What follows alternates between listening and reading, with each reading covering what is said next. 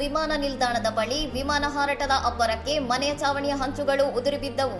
ವೃದ್ಧ ದಂಪತಿ ಪವಾಡ ಸದೃಶ ಪಾರು. ಕೊಚ್ಚಿ ವಿಮಾನ ನಿಲ್ದಾಣದ ಸಮೀಪದ ನೆಡುಂಬಸೇರಿಯಲ್ಲಿ ವಿಮಾನವೊಂದು ಅತಿ ಕಡಿಮೆ ಎತ್ತರದಲ್ಲಿ ಹಾರಿದ ಪರಿಣಾಮ ಮನೆಯೊಂದರ ಮೇಲ್ಛಾವಣಿಯ ಹಂಚುಗಳು ಉದುರಿಬಿದ್ದು 80 ವರ್ಷದ ಸೈಮನ್ ಕೆಜೆ ಗಾಯಗೊಂಡಿದ್ದಾರೆ. ಭಾನುವಾರ ಬೆಳಿಗ್ಗೆ ಪ್ರಾರ್ಥನೆ ಮುಗಿಸಿ ಮನೆಗೆ ಮರಳಿದ್ದ ಸೈಮನ್ ಮತ್ತು ಅವರ ಪತ್ನಿ ಸೋಸಮ್ ಅವರು ಡ್ರಾಯಿಂಗ್ ರೂಮಿನಲ್ಲಿದ್ದಾಗ ವಿಮಾನದ ಕಿವುಡುಗೊಳಿಸುವ ಶಬ್ದದೊಂದಿಗೆ ಹಂಚುಗಳು ಮನೆಯೊಳಗೆ ಬಿದ್ದಿವೆ.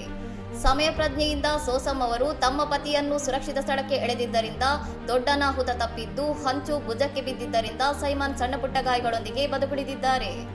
ವಿಮಾನವು ಅತಿ ಕಡಿಮೆ ಎತ್ತರದಲ್ಲಿ ಹಾರಿದ್ದೇ ಈ ಅವಘಡಕ್ಕೆ ಕಾರಣ ಎಂದು ಪ್ರಾಥಮಿಕ ತನಿಖೆಯಲ್ಲಿ ಕಂಡುಬಂದಿದ್ದು, ವಿದೇಶಿ ವಿಮಾನಯಾನ ಸಂಸ್ಥೆಯ ವಿಮಾನದಿಂದ ಈ ಹಾನಿ ಸಂಭವಿಸಿದೆ ಎಂದು ವಿಮಾನ ನಿಲ್ದಾಣದ ಅಧಿಕಾರಿಗಳು ಶಂಕಿಸಿದ್ದಾರೆ. ವಿಮಾನ ನಿಲ್ದಾಣದ ಸುತ್ತಮುತ್ತಲ ಪ್ರದೇಶಗಳಲ್ಲಿ ಇಂತಹ ಘಟನೆಗಳು ಪದೇ ಪದೇ ನಡೆಯುತ್ತಿದ್ದು, ಇದರಿಂದ ಮನೆಗಳಿಗೆ ಹಾನಿಯಾಗುತ್ತಿದೆ ಎಂದು ಸ್ಥಳೀಯರು ತೀವ್ರ ಆಕ್ರೋಶ ವ್ಯಕ್ತಪಡಿಸಿದ್ದಾರೆ. ಹಾನಿಗೊಳಗಾದ ಮನೆಯನ್ನು ಸರಿಪಡಿಸುವವರೆಗೆ ವಾಸಿಸಲು ಸಾಧ್ಯವಿಲ್ಲದ ಕಾರಣ ದಂಪತಿಗಳು ಸಂಬಂಧಿಕರ ಮನೆಗೆ ಸ್ಥಳಾಂತರಗೊಂಡಿದ್ದು, ಪರಿಹಾರ ಮತ್ತು ಸೂಕ್ತ ಕ್ರಮಕ್ಕಾಗಿ ವಿಮಾನ ನಿಲ್ದಾಣ ಅಧಿಕಾರಿಗಳು ಹಾಗೂ ಪೊಲೀಸರಿಗೆ ದೂರು ನೀಡಲಾಗಿದೆ. ಇನ್ನಷ್ಟು ಸುದ್ದಿಗಳಿಗಾಗಿ ನೋಡ್ತಾ ಇರಿ ಸೌರಂ ಟಿವಿ.